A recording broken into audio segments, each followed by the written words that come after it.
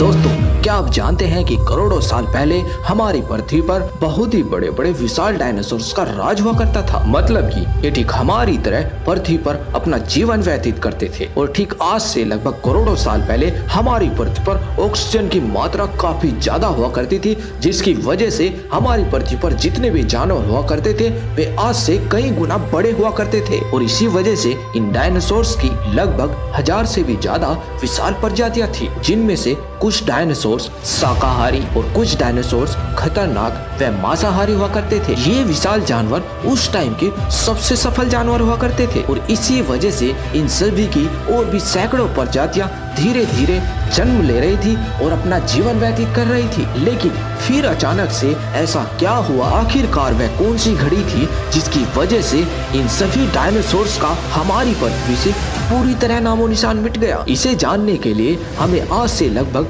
करोड़ों साल पीछे जाना होगा और इन सभी डायनासोर्स के अंतिम दिन को करीब से देखना होगा। तो चलिए आपको लेकर चलते हैं इस रोमांचक सफर पर, जहां पर आपको देखने को मिलेगा कि हमारी पृथ्वी पर इन सभी डायनासोर्स की शुरुआत कैसे हुई।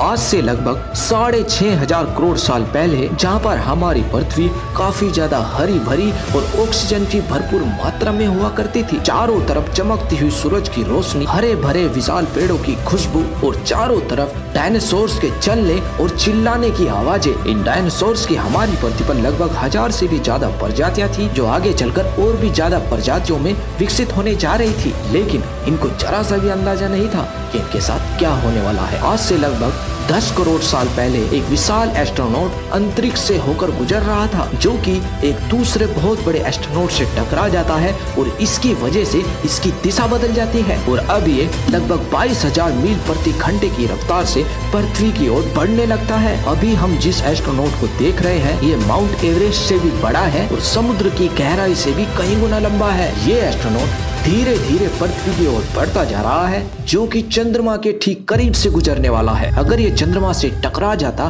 तो शायद इन सभी डायनासोर्स की जान बच सकती थी, लेकिन इनकी किस्मत में शायद जिंदा रहना नहीं था। अब ये एस्ट्रोनॉट चंद्रमा की सतह से गुजरता हुआ पृथ्वी की ओर काफी तेजी से बढ़ने लगा है। ये एस्ट्रोनॉट जब पृथ्वी के वातावरण के संपर्क में आया तो इसकी स्पीड कई गुना ज्यादा तेजी से बढ़ने लगी। अब ये पृथ्वी के वायुमंडल में घुसते ही घर्षण बल के कारण एक आग के गोले में तब्दील हो चुका था और ये पृथ्वी की ओर वायु से लगभग 60 गुना तेजी से बढ़ रहा होता है और पृथ्वी से लगभग 500 मील ऊंचाई पर भी इसकी चमक इतनी ज्यादा है, मतलब कि इसकी चमक इतनी ज्यादा थी कि धरती से टकराने से पहले ही हजारों जीव इस आग के दहकते गोले को देखकर पूरी तरीके से अंधे हो चुके थे। अब कुछ ही क्षणों में ये पृथ्वी से पूरी तरीके से टकरा जाता है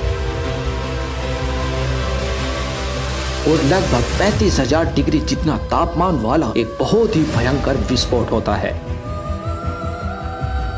इस टकराव का विस्फोट लगभग 10 परमाणु बम के समान और सूर्य की गर्मी के समान हो जाता है, जिसकी वजह से समुद्र का पानी हजारों डिग्री सेल्सियस गर्म होकर एक लावे में तब्दील हो जाता है और इस विस्फोट की वजह से इतनी ज्यादा आग भी निकलती है कि लगभग आसपास के 1500 किलोमीटर दूर के एरिया को पूरी तरीके से नष्ट कर देता है। और ये विशाल विस्फोट वातावरण से टकराकर टकराव वाली जगह के पास 2000 किलोमीटर प्रति घंटे की सुपरसोनिक गति से एक विशाल शॉक वेव पैदा कर देता है, जो कि लाखों जानवरों को भाप बनाकर तुरंत हवा में उड़ा देता है। और ये शॉक वेव इतनी ज्यादा बड़ी और इतनी ज्यादा खतरनाक पैदा हो जाती है कि ये सभी चट्टानों को छोटे छोटे टुकड़ों में बदलकर हवा में उड़ा देती है और साथ ही पृथ्वी पर जितने वनस्पति, जितने पेड़, जितने छोटे जानवर होते हैं वे सभी के सभी छोटे छोटे टुकड़ों में बदल जाते हैं। ये विस्फोट इतना ज्यादा भयानक और इतना ज्यादा शक्तिशाली होता है कि टकराव वाली जगह पर 180 किलोमीटर चौड़ा और लगभग 25 किलोमीटर गहरा गड्ढा बन जाता है और इस टकराव के कुछ ही मिनटों बाद 11.1 तीव्रता की भूकंप तरंगे उठने लगती है, जो कि अब तक की सबसे बड़ी तरंगे होने वाली थी, जिसकी वजह से समुद्र में बहुत बड़ी बड़ी सुनामी लहरें बन गई, जो कि लगभग 1 किलोमीटर ऊंचाई पैदा करके एक बहुत बड़ी सुनामी में बदल गई, जिसकी वजह से चारों तरफ बहुत बड़ी बड़ी सुनामी पैदा हो गई। और साथ ही इन तीव्रता तरंगों से इतनी ज्यादा हलचल पैदा हुई कि जमीन के अंदर से बहुत बड़ी बड़ी ज्वालामुखी बाहर आने लगी और ज्वालामुखी की वजह से जगह जगह पर इतने ज्यादा विस्फोट होने लगे कि इसने आधे महाद्वीप को अपनी ज्वाला से ढक दिया और ये लगभग 30,000 सालों तक ऐसे ही दहकता रहा। यहाँ तक कि टकराव की वजह से पृथ्वी कई जंगों से बीच में से फटना शुरू हो गई, जिसकी वजह से आधे जानवर उसमें गिरकर मरने लगे और यहीं से पृथ्वी का पूरी तरीके से विनाश होना शुरू हो गया। अब इस महाविनाश में उड़ने वाले डायनासोर जमीनी खतरों से तो बच गए, लेकिन अभी भी असली विनाश बाकी था। विस्फोटक की वजह से जो अरबों टन पत्थर और जो धूल के छोटे छोटे कण अंतरिक्ष में उड़ गए थे,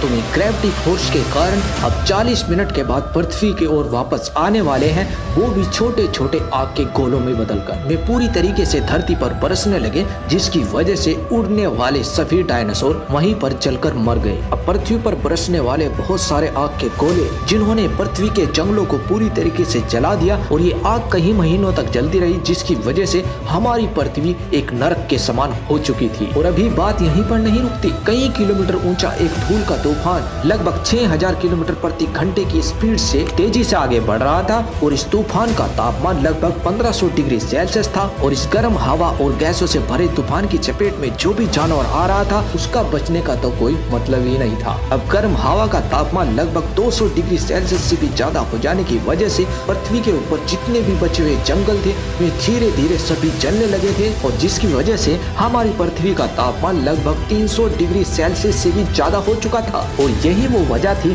कि जो विस्फोट की जगह से कोसों दूर रहने वाले जानवर थे, वो इस टेम्परेचर की वजह से पूरी तरीके से जल गए थे। अब कुछ ही घंटों बाद पृथ्वी से निकलने वाले धूल मेटल के कण पृथ्वी के चारों ओर फैल गए, जिसकी वजह से पृथ्वी पर पूरी तरीके से अंधेरा हो गया था। और अब इस धूल की वजह से पृथ्वी पर सूरज की रोशनी का नामो निशान नहीं था और जो पृथ्वी पर जो बचे कुचे पेड़ रह गए थे, तो वे सूर्य की रोशनी की कमी के कारण पूरी तरीके से सूख चुके हैं। और इस होने वाले खतरनाक टकराव की वजह से बड़े बड़े महासागरों में भी बहुत ज्यादा हलचल मच गई थी, जिसकी वजह से समुद्र के अंदर रहने वाले सभी जीव पूरी तरीके से नष्ट हो गए थे। अब यहाँ पर पृथ्वी धीरे धीरे ठंडी भी होने लगती है, मतलब कि सूर्य की रोशनी ना आने के कारण हमारी पृथ्वी का तापमान लगभग -25 डिग्री सेल्सियस तक गिर जाता है और जो कुछ बचे कुचे जानवर होते हैं, वह इस ठंड की वजह से पूरी तरीके से मारे जाते हैं। अब इस भयानक विस्फोट की वजह से हमारी पृथ्वी पर लगभग 90% प्रजातियां मारी जाती है और जो 10% पृथ्वी पर जीव बचे हैं,